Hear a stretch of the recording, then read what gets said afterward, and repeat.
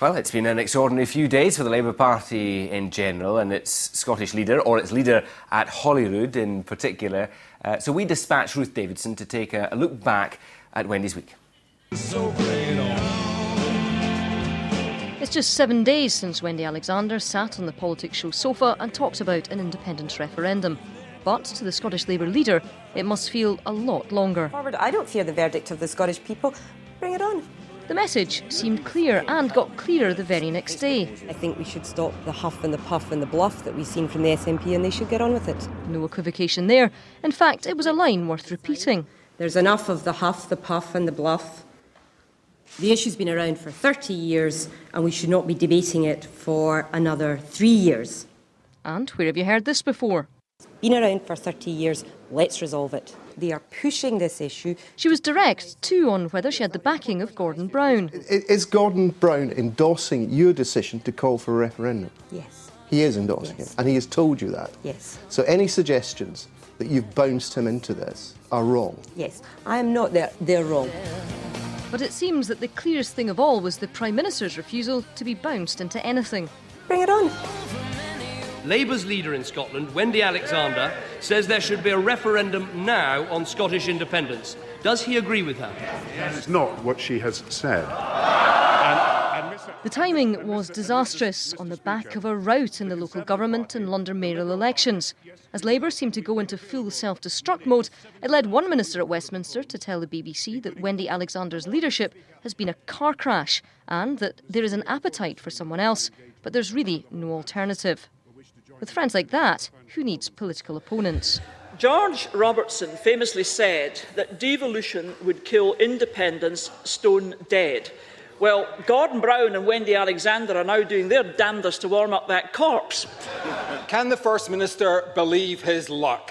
When the farcical floor show that passes for the modern-day Labour Party has come into view, offering him, on a silver tray, the vote that he spent his last 30 years in politics trying to achieve. Well, I wouldn't say that Wendy Alexander is the only problem the Labour Party has. But I think quite convincingly after the last few days, we can decide that she's not the answer. And as for how this would play in the media and across the country? There's all sorts of havers being talked about how they're the best pals. It's nonsense. Gordon Brown went in very embarrassed to be asked that question by David Cameron and did cut the feet from her. Now they have a completely confused position. It's not very clear what Labour is now arguing for, how long its support for a referendum will hold.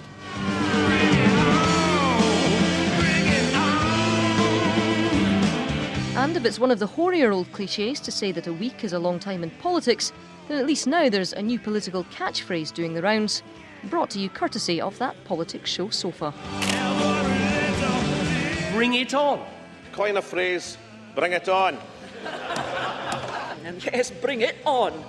Bring it on.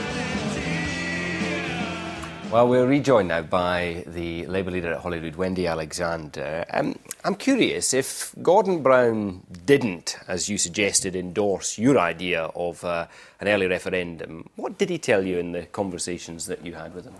He endorsed exactly what David Cairns has said, that the tactics for harrying the SNP, including up to my right to call for a referendum, was one for the Holyrood group in the Scottish Parliament. I suspect if any commentator had suggested that a week ago on this programme, they would have been ridiculed. But, well, it's taken a week to work that position out. Glenn, let me come to what I think really is the big story. The big story is we called the SNP's bluff, and they blinked. You successfully and the choice for Scotland. You successfully got the SNP government to reiterate the position in their manifesto. No, the SNP. No, the SNP. Glenn, let me finish. Well, Glenn, let me finish. But I want to ask a question, which is: shouldn't you have squared off support from the UK government and indeed from the Liberal Democrats and the Conservatives before announcing this policy? The big issue is that the SNP have spent the last year going round the country saying 80% of people want a referendum, and we've said to them, well, if 80% want it, the editorials of all the major newspapers want it, business want it, get on with it and don't leave it until after the next general election. And the truth is they have run scared, and at no point in the next 3 years will they be able to say, we trust the Scottish people and you don't, because I do trust them. the Scottish people, and they don't. You have suggested you might want to look at whatever question the SNP bring forward. Do you accept, as David McCletchie said earlier, that independence, yes or no, would be an illegal question? Sure. I mean, there are a number of decent unionists, amongst them David McCletchie, who think a referendum is the wrong way. They don't think the people should speak. I know that Michael Forsyth and his party does, in my view, rightly think that the people should be allowed to speak on this issue. But David McCletchie is, and let me just say on the referendum, I think our experience, and if you look back to '96, when Labour called for a referendum as the only way to properly endorse the Scottish Parliament, other parties opposed us then, but they eventually came on board. Legality, and I predict that will happen. I predict that will happen again. Legality. But in fairness to David McCletchie, he is absolutely right that the question the SNP have come up with is, please give us a blank cheque to negotiate anything we like. But your preferred question, independence, yes or no, would it be illegal, as David McCletchie suggests? Alex Salmond, I think, lunatically, and I use the word advisedly, last month suggested we should not only have a multi-option referendum, but we should have a preference vote so Scotland could be out of the UK on second preferences. I think nobody shares that view. Let me just finish on David. David made the absolutely correct point that the SNP don't even have the basic honesty on this fundamental question to talk about what is and isn't competent. Lib Dem's questioning your honesty this week, the honesty of the Labour Party this week. They will now be hounded on what the question legitimately can and cannot be in the context of Scotland. Well, as I say... You've been entirely honest this last week? I hope the Liberals will come on board. I went public with a position that I've held for a long time, that the people should be allowed to speak. All right, Wendy Alexander, thanks very much indeed for speaking to us on the programme again today.